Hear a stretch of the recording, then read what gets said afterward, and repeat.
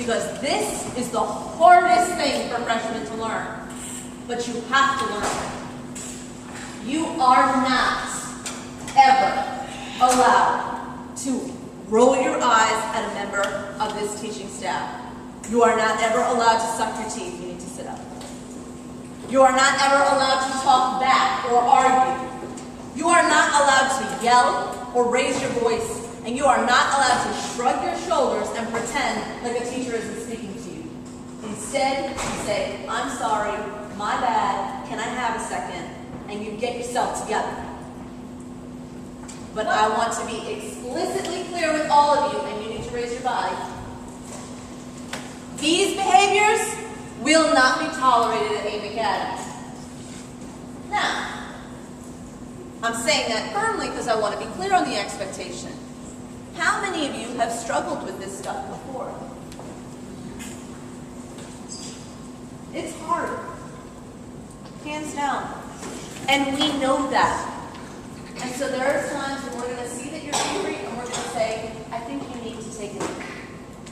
And use that minute to fix it. Because I don't want to see you guys in trouble. Unfortunately, I have a student right now who's on something called the bench.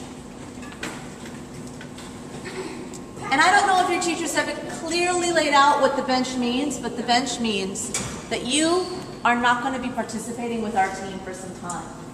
Because you decided to throw a temper tantrum or break a rule, you're going to take a 3-day timeout and not be allowed to participate with the rest of the students. We also are going to pull your parent in and have a meeting to talk about the behavior.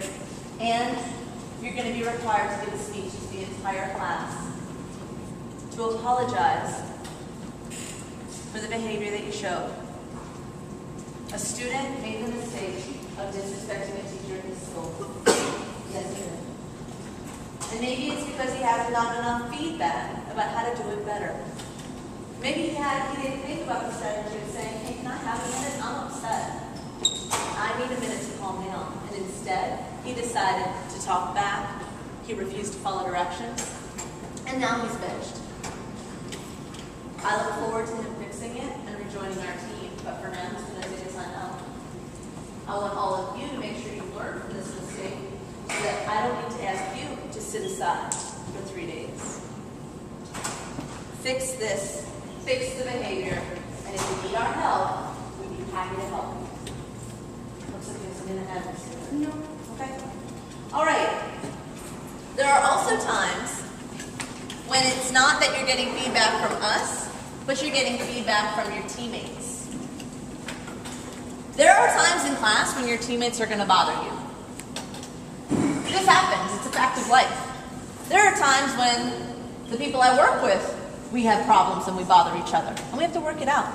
How many of you have ever been in class and somebody's doing something that bothers you? Come on, be honest. Well, here's some strategies, hands down. What are some things that sometimes bother you? What are some things that sometimes bother you?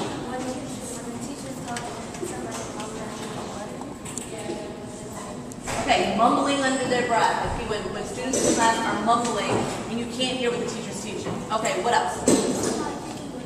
When somebody's putting their feet on your chair.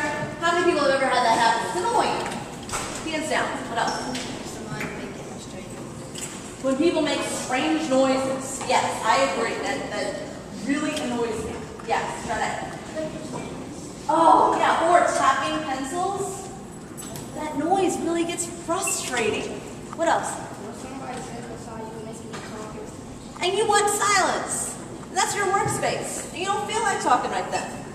Yeah. Like laughing at inappropriate times. For when you're like, why is anybody laughing right now? It's weird, right? And the last one, Keontae? Like let's say you say somebody asking people the pencil sharpener and the pencils and all that.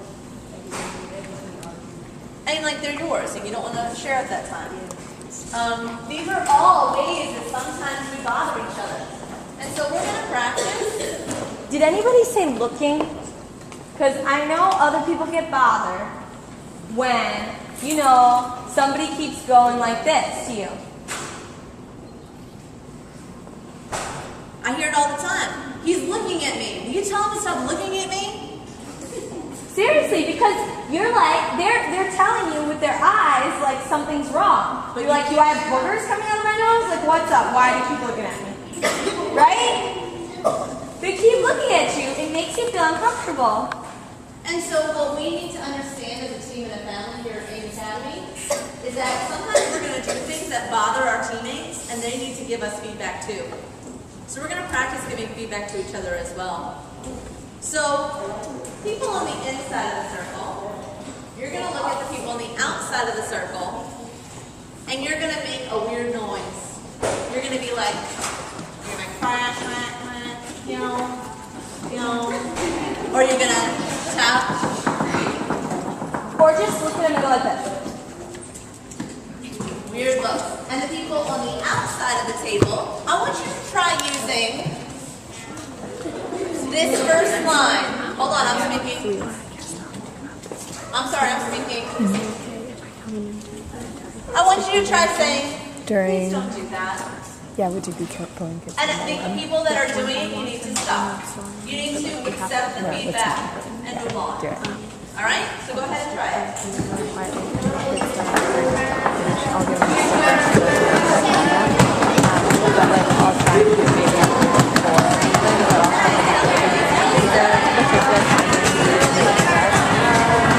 A little after the meeting, but otherwise, like since we're at the beginning of the year, it's like still lots of talking, less of this doing. Okay, yeah. Okay, cool. And if you just want me to wait, it's just like I love the way the two of you turned around when I clapped. That was perfect. You guys are really good at that. Can you give him a little nudge because he's still not looking at me? Yes? What can I do if someone's making a noise like that when the teacher's talking and I don't want to tell them to be quiet out loud? Well, you raise your hand, you wait for the teacher to call on you, and you have two options. You have two options. You can say, Miss Almore, Steuben, Miss Peters. Yes. Thank you for being mature about it. You say, he's making a noise that's bothering me. Can you please ask him to stop? The teacher might be like, I'm not going to handle that problem. You can handle it. And if the person refuses to stop, make sure you're looking at me because this is the biggest ammunition you're ever going to have. If the other person refuses to stop, you ask the teacher, you say, may I please move my seat? And that's totally fine. If you ask to remove yourself from the problem, totally cool. So now what's going to happen, look at me.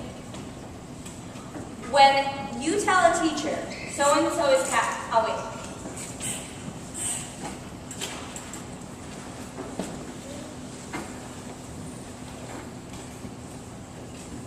When you tell a teacher,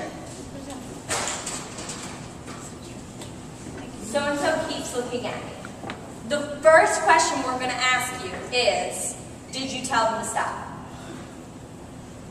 That's the first thing we're going to ask you.